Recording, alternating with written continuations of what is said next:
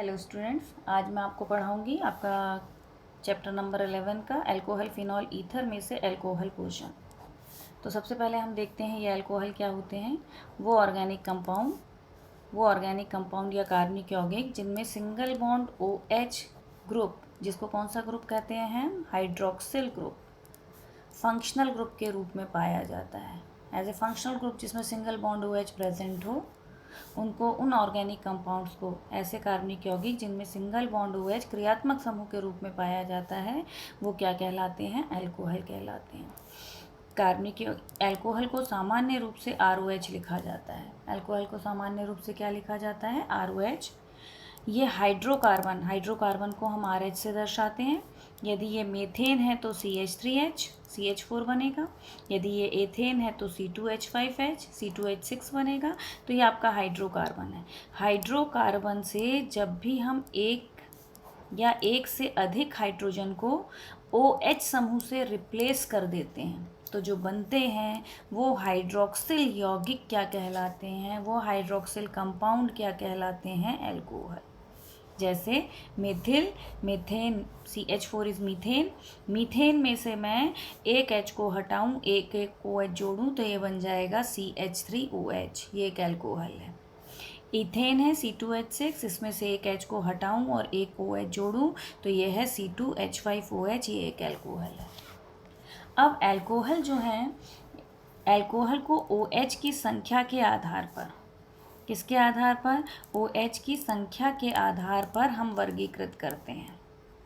Number of OH group present in an alcohol, उसके आधार पर हम इसे कितने भागों में बांटते हैं, 3 भागों में, मोनोहाइड्रिक, डाईहाइड्रिक और trihydric. Hydric for OH। Monohydric क्या होंगे, तो नाम से ही क्लियर हो रहा है, जिनमें OH की संख्या 1 होगी। दीज अल्कोहल, ऐसे अल्कोहल जिनमें सिंगल बॉन्ड OH केवल एक होगा, वो मोनोहाइड्रिक अल्कोहल हैं।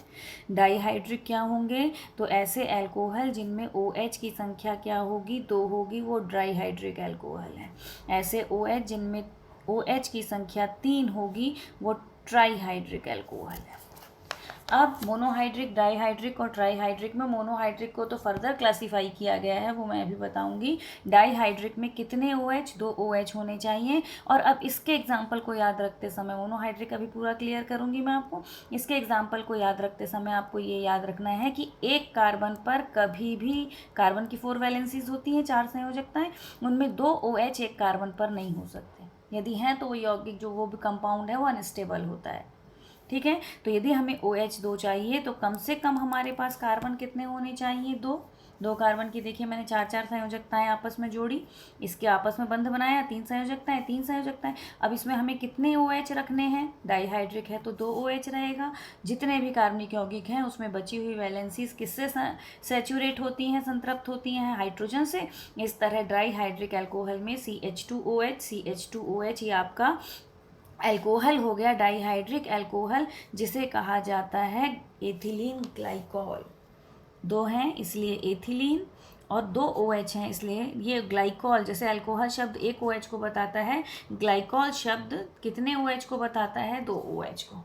तो डाईहाइड्रिक अल्कोहल का एग्जाम्पल आपको याद हो जाएगा, जितने OH हैं उतने कम से कम हमारे पास कार्बन होने चाहिए। कार्बन 3 हो, 2 OH हो चलेगा, लेकिन एक कार्बन पर 2 OH नहीं हो सकते। अब देखिए ट्राईहाइड्रिक अल्कोहल, तो मैंने बताया इसमें 3 OH होंगे।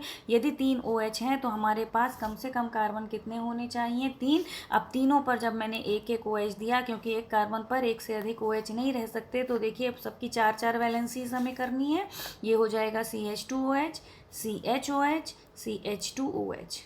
इसे मैं सिंपल में लिखूं तो क्या लिखूंगी, CH2OH single bond, CHOH single bond, CH2OH। याद करने का तरीका क्लियर है। डाईहाइड्रिक में 2 कार्बन होंगे, दोनों पर एक एक OH होगा, बाकी वैलेंसीज पर हाइड्रोजन होंगे, तो CH2OH एथिलीन ग्लाइकॉल, ये हिमरोधी पदार्थ के रूप में प्रयुक्त होता है।